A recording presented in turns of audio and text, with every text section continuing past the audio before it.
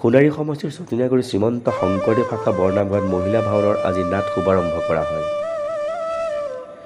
চৰাইদেউ জিলাৰ সোণাৰী সমষ্টিৰ অগ্ৰণী মহিলা মঞ্চৰ উদ্যোগত চৰাইদেউ চুকাফা নাট্যগোষ্ঠীৰ সহযোগত চৰাইদেউৰ সোণাৰী সমষ্টিৰ সাপেখাতি মহিলা ভাওনা উদযাপন কৰাৰ মানসেৰে আজি চতিনীয়াগুৰি শ্ৰীমন্ত শংকৰদেৱ শাখাৰ বৰনামঘৰত আজি মৎস্য অৱতাৰ চাৰিবেদ উদ্ধাৰ নামৰ নাটভাগী শুভাৰম্ভ কৰে। এই নাটভাগী শুভাৰম্ভ কৰে সাপেখাতিৰ খণ্ডমুখীয়া ৰঞ্জু বৰুৱাই। বিশ্বৰ ত্ৰাসৰ সৃষ্টি কৰা কৰোনা মহামাৰীৰ পৰিপ্ৰেক্ষিতত সমগ্ৰ বিশ্বৰ জনজীৱনত ব্যাপক প্ৰভাৱ পৰাৰ লগতে স্তব্ধ হৈ পৰিছিল সকলো সমাজ জীৱন। এতিয়া মহামাৰীৰ প্ৰাদুৰ্ভাৱ কিছু খাম কটাত আন্তঃজিলাসমূহ চৰকাৰে মুকলি কৰি দিয়াত চৰাইদেউ অগ্ৰণী মহিলা মঞ্চৰ উদ্যোগত চৰাইদেউ চুকাফা নাট্যগোষ্ঠীৰ সহযোগত মহিলা ভাওনা উদযাপন কৰাৰ মানসেৰে আজি চৰাইদেউৰ সুদৰ্শন নাট্যগোষ্ঠীৰ দ্বাৰা বৈকুণ্ঠৰ প্ৰভুৰ শ্ৰীচৰণত প্ৰথম গুৰুঘাট মাৰি নাটভাগী মুকলি কৰা হয়।